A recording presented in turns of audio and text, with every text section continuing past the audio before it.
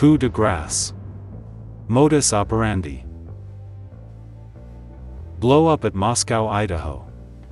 November 13, 2022. Part 21. Film by Michael Addario. There's going to be a lot of blood. A tremendous amount of blood at the scene. Whoever did this would have been covered in blood. It will be from 4 separate people, and that's the key to trying to figure this out.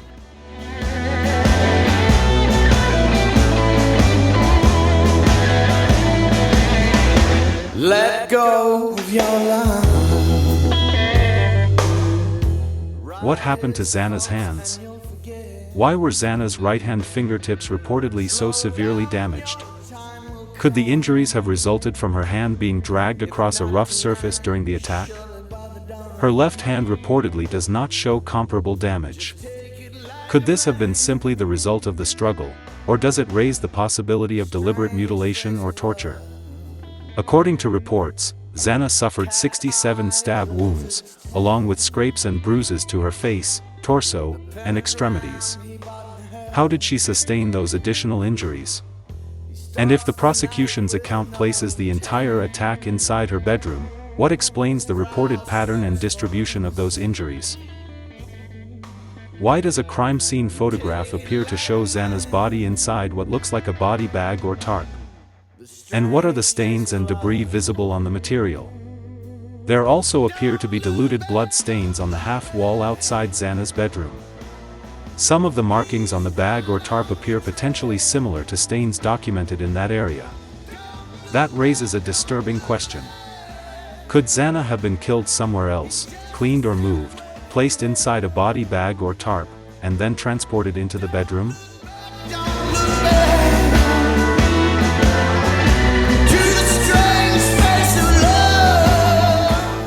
A partially covered male was on the bed and also obviously deceased. I believe this male to be Ethan. The midsection of Ethan's body was covered with a blanket. Ethan's head wasn't visible and appeared to be between the bed and the south wall. There was some blood cast off and what appeared to be arterial blood spray above where Ethan's head was located.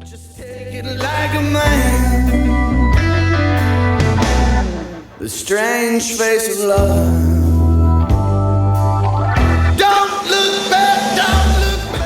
In the book Broken Plea, it is alleged that what the medical examiner described as debris found in Ethan Chapin's hand may have actually been a clump of hair, and that the hair was excluded from Brian Kohberger. Here, you can see stains in the area where Ethan's hand was reportedly found. If 6 foot 4 inches Ethan was stabbed in the legs while on the bed, an important question follows: where is the blood trail? And if his clothing was bloodied during the attack, where are those bloody clothes? There is also a marking along the edge of the mattress that raises another question. Could this have been a shoe impression left by someone standing over Ethan while delivering the coup de grâce, the fatal blows, the horrific modus operandi of the cartels? To me, the evidence raises an even more troubling possibility. Was Ethan decapitated? If so, that would raise serious questions about the timeline presented by the prosecution. Could such an act, along with the movement of the bed back against the wall and other apparent changes to the scene, realistically have occurred within the 6 to 10 minute time frame the prosecution has suggested? Are there footprints in the bedroom on the 2nd and 3rd floor? If there was so much blood, then what you've got is a killer who certainly is stepping in the blood as he's killing these kids.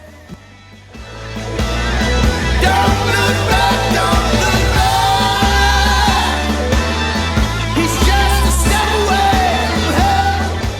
How did the perpetrator enter and exit Maddie's bedroom after stabbing 2 to 4 people, without leaving footprints or a blood trail?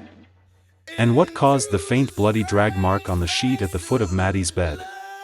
Could it indicate that Maddie and Kaylee were dragged, or even brought into the room inside a tarp or body bag from another location? Is when there's this many stab wounds, and there's a lot of blood. Blood is very slippery, and sometimes the perpetrator is cut by the slippage of the knife, and some of the blood at the scene can belong to the perpetrator. The prosecution wants you to believe that Brian Kohberger, pictured on the right entering Costco the morning after the murders, and on the left giving a thumbs up in a selfie, had just left the crime scene after brutally butchering 4 young adults.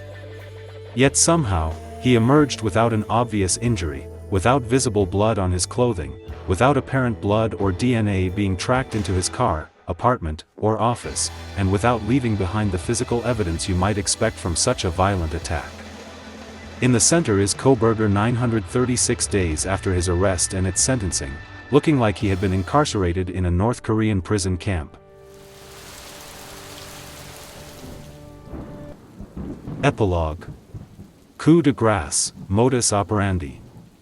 Forensic expert Joseph Scott Morgan stated that the Idaho suspect could not have fled the scene without leaving a significant amount of blood behind.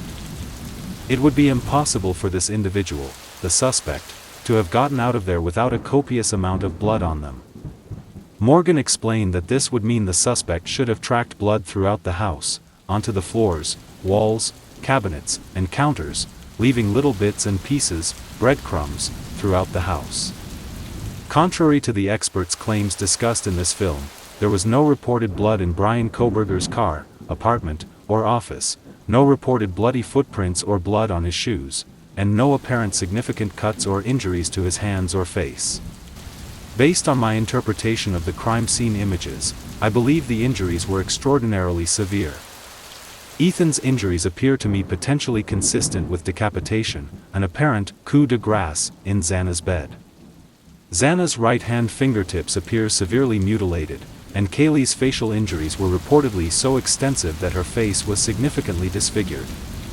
And if so, could that pattern reveal something about the perpetrator's modus operandi?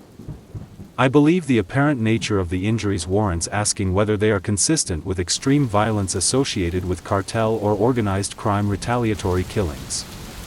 How does this level of violence fit the theory of a stranger with no known connection to these victims? To be continued.